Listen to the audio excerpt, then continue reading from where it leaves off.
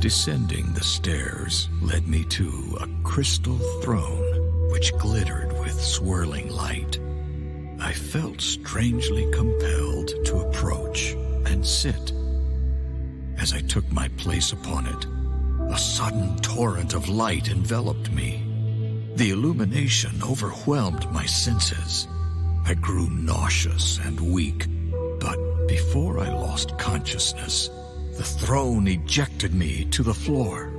I fled and told no one what happened, for fear of being deemed tainted and banished from the village, for this was the way of my people. I tried to forget the experience, to convince myself it was my overactive imagination. But the visions that followed said otherwise.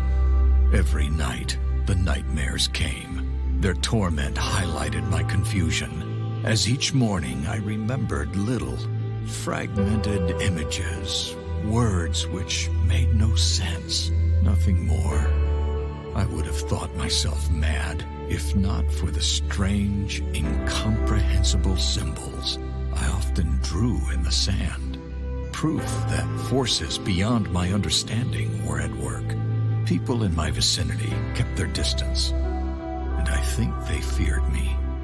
Over time, they learned to tolerate my unusual nature.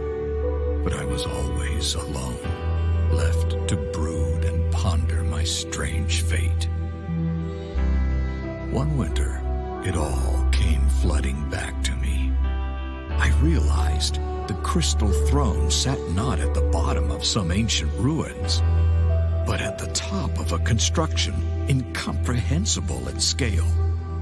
That the ruins were not ruins of some lost city or ancient castle, but a single massive tower buried deep within the earth, and buried upside down.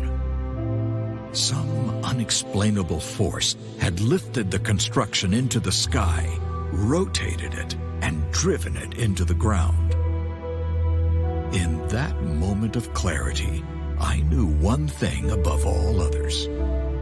I had to go back to that place, for the power within was the one thing that could save Artara. Years later, I found myself a commander in the last human kingdom's militia. The king, a just man and good friend, granted me a favor for my years of loyal service. I had but one request: a small force of men and resources to return to the village of my birth and explore the tower. Preoccupied by an eroding empire, the king held little interest in ancient ruins and towers. He did, however, see the reclaiming of a long-abandoned village on the border of an ever-shrinking kingdom as a boost to the people's morale. He gave me what I requested, and his blessing.